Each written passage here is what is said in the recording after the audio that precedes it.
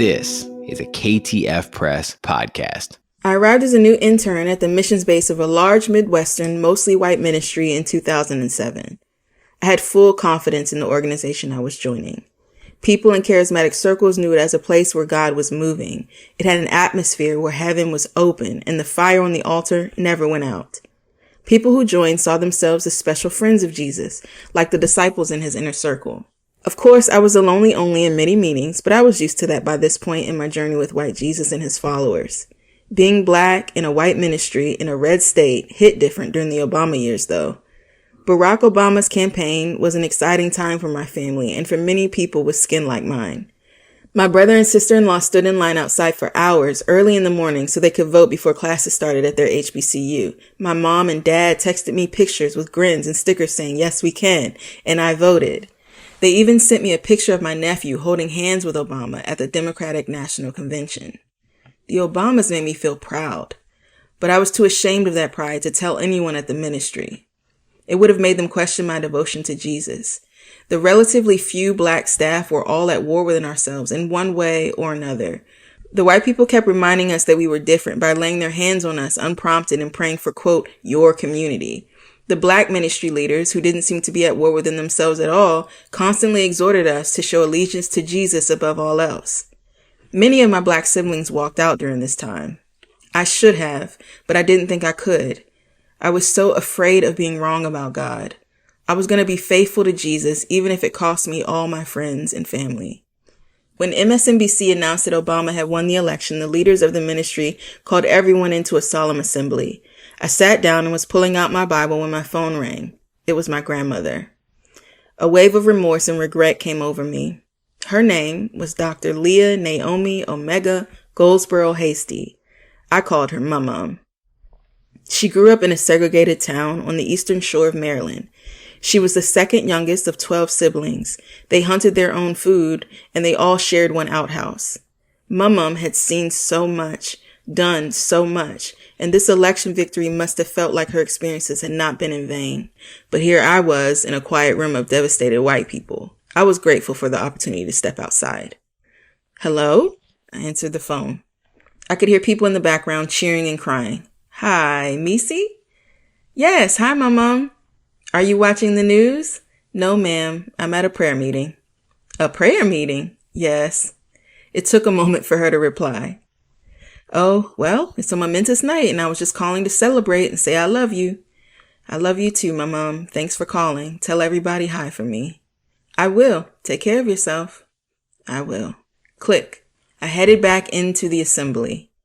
The juxtaposition between my life before and after I met white Jesus was never more jarring than the moment I opened that door. The room was an echo chamber where white intransigence obstructed black jubilation. My family was celebrating. My church was crying. As I sat back down, I pushed away the rumbling of roiling memories of stories my grandmother had told me that were threatening to erupt inside me and disrupt the noiseless gathering. I remembered her telling me that my great-grandmother, Ida Jane, worked for a wealthy plantation owner as a laundress and maid. One day, while ironing, she laid a white sheet out on the board and saw 2 holes. It was a Ku Klux Klan hood. She folded the uniform up, put it in a drawer, and gave the missus her notice.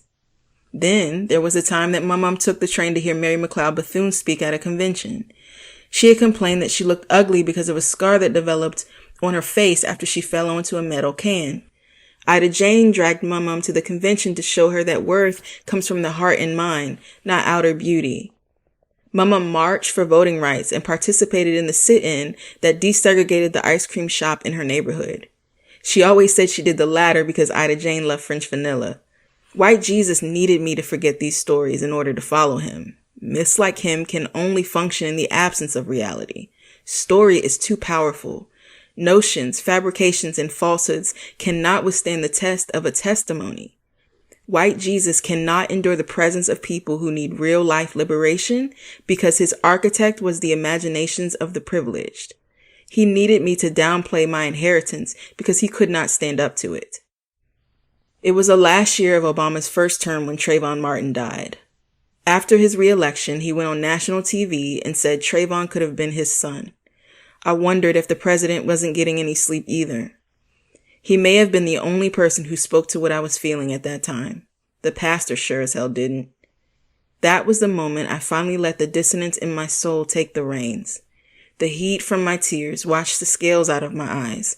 Someone, and certainly not just anyone, in a position of power had actually named my experience and validated the pain I was in.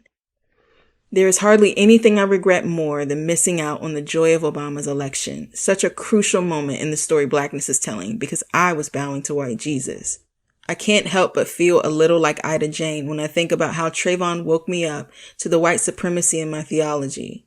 I'd stretched white evangelicalism all the way out over the years, and I, too, found holes. I think my grandmother always knew that day would come. My mom died while I was in the middle of writing this very essay. I find comfort and redemption in the fact that I drove her to the polls to elect the first Black female vice president of the United States. I held her storied hands while Kamala Harris was sworn in. A cancerous tumor had grown in on the jaw where the scar was. She was having trouble talking, but she managed to go girl when Amanda Gorman let her literary light shine. She squeezed my hand when Michelle gave Kamala a fist bump on her way out of the arena, and I squeezed back. I'd finally come home.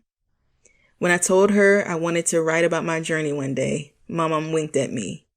I'm winking back at her now. To get more like this, subscribe at ktfpress.com.